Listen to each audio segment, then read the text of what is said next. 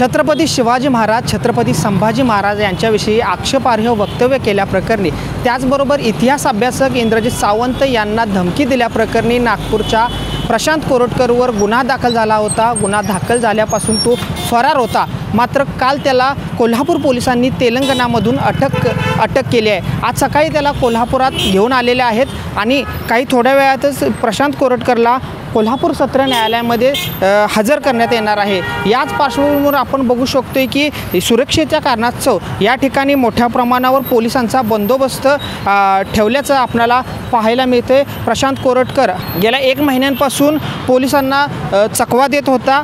कोल्हापूर सत्र न्यायालयाने त्याचा जामीन अर्ज फेटाळला। त्यानंतर त्याने मुंबई उच्च न्यायालयामध्ये धाव घेतली। मग त्याच्या अगोदरच पोलिसांनी त्याचा माग काढत त्याला तेलंगणा येथून अटक केली आहे। आज आता त्याच्याच अटकेच्या पार्श्वभूमीवर आणि त्यांना कोर्टात आणण्याच्या पार्श्वभूमीवर आपण हा बंदोबस्त बघताय आणि पोलिसांचा कडेकड बंदोबस्त या ठिकाणी आपल्याला पाहायला मिळतोय।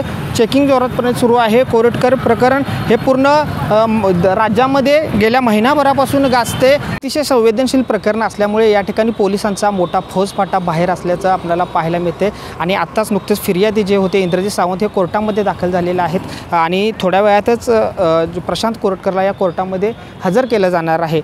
एकंदरीतच जर पाहायला गेलं तर गेल्या महिनाभरापासून प्रशांत कोरटकर हा पोलिसांना चकवा देत होता। मात्र काल त्याला तेलंगणामधून अटक करण्यात आली। आता कोल्हापूर सत्र न्यायालय काय निकाल देते याकडे मात्र आता सर्वांचं लक्ष लागून राहिलेलं आहे। कॅमेरामॅन केतनसह मी रविराज, तारा न्यूज, कोल्हापूर।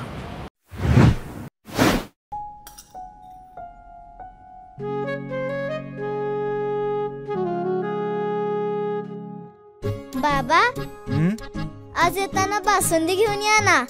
अगं कालच आपण आईचा वाढदिवस होता म्हणून आणली होती ना।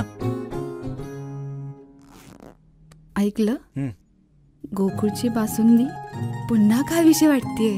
खरं सांगू, मलाही खावीशी वाटतेय। पुन्हा पुन्हा खावीशी वाटणारी गोकुळ बासुंदी।